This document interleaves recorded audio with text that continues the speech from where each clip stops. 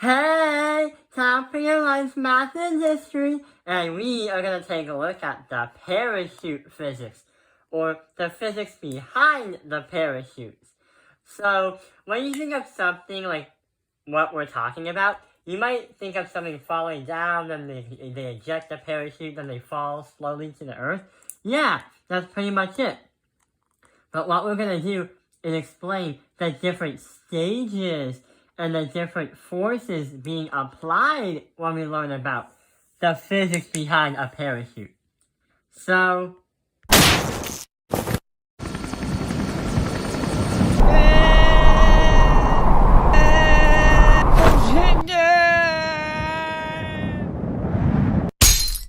there are 4 stages when it comes to understanding how a parachute works. So let's take a look at the first stage. So the first stage is going to be the man is in a helicopter and then he falls out of it. And the reason why I use a helicopter and not an airplane is because a helicopter hovers and planes don't. So it kind of makes it a lot easier to kind of visualize what we're going to do. So when the man falls out of the helicopter, there would be 4 forces, but since he's going up or down, there appears to be only 2 forces. So if we take a look at all the forces right over here, we are going to say that the man has an F of G. Sure enough, he is being impacted by a gravitational pull. That's what's causing him to start falling. But also, if we don't ignore it, we also have air resistance, F of air.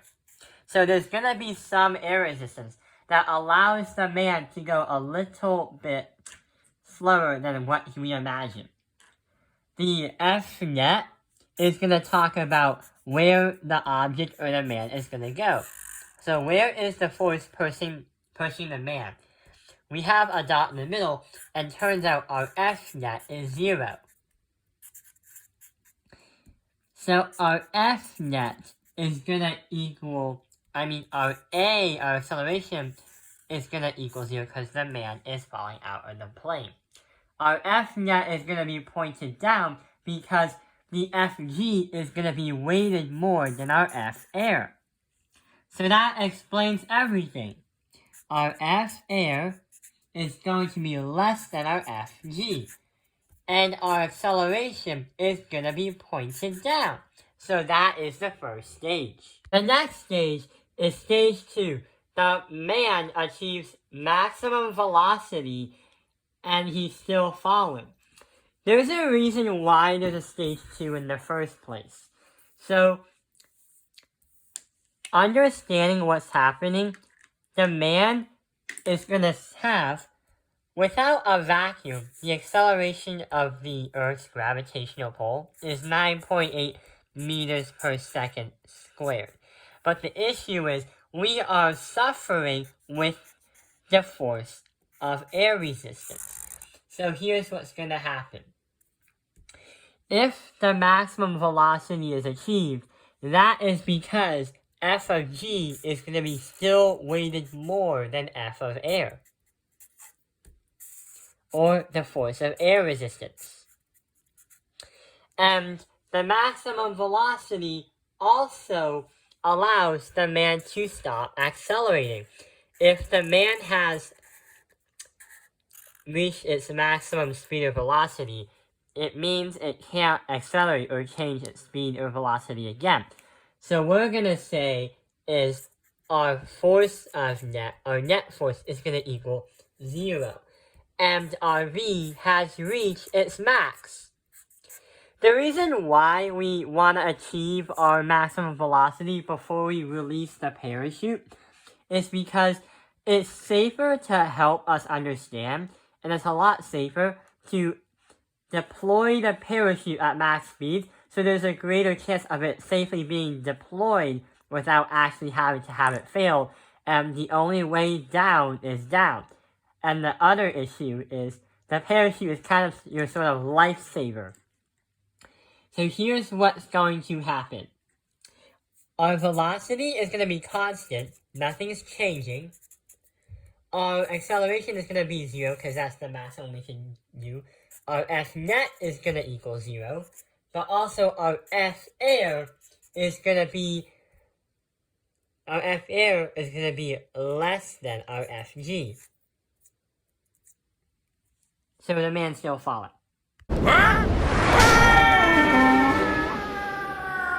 Phew. Stage 3 is where the fun part comes. So when that parachute deploys, it's going to have to slow down the man. It's going to de-accelerate and it's going to speed down. Here's what happens. So when the man deploys the parachute is supposed to catch the air resistance, making the air resistance increase by a lot.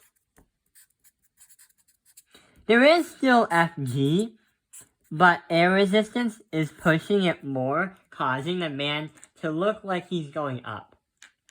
But the crazy thing is, if you're watching those spy movies, or if you're watching those movies where the camera is on the person that has a parachute, when he deploys the parachute, it looks like the camera is going to make the person go up. But the issue is, when you deploy the parachute, you don't go up. The reason why is because this is an illusion.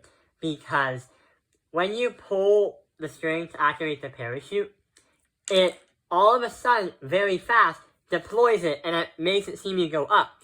The camera is still falling at the same velocity that the person was falling before he deployed it. So that's why it looks like the parachute is going up. It's no good, Dad. We can't reach the parachute release. Excuse me. Did anyone order a hero?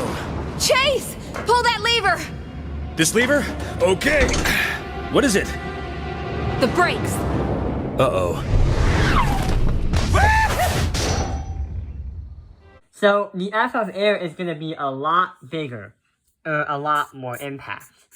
If I talk about the net force is going to go up, causing the acceleration to go down.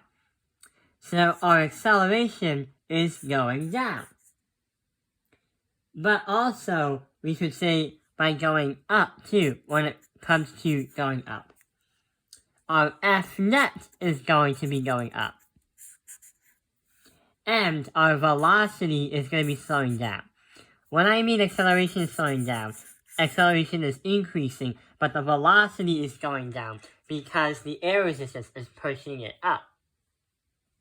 So after the parachute deploys, we have a new velocity max, and the man falls until he touches the ground. So when I draw a free body diagram right here, sure enough, there is still FG. And FG is going to be pulling the man down again. Sure enough, there is still air resistance, the force of air. But when the parachute deploys, it's going to have a new maximum velocity when it goes down. The other thing is, when there's a constant velocity because it's maximum, our F net is going to equal 0 because there's no acceleration. Our acceleration is going to equal 0. And that is the crazy part of it. And our velocity is going to be constant. The only time you get F net is if you're changing your acceleration or changing speeds. Because you will feel the force of it slowing down or speeding up. Just like braking hard in a car or stepping on the gas and flooring it. You feel a net force. Professor Kowalski's on his way. He said the command module will touch down any minute now. And what about the tons of falling debris from the rocket? Don't worry, Chief. I've got you covered. The debris splashed down at sea, Marion.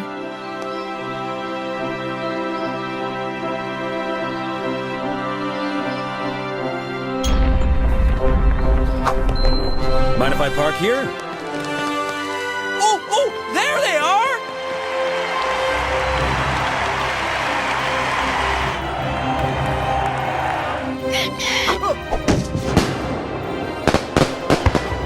Congratulations.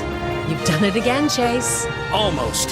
So after the man has touched down safely, then the experiment is over, and F-air is still happening, but FG is what's making the man touch the ground safely and sound.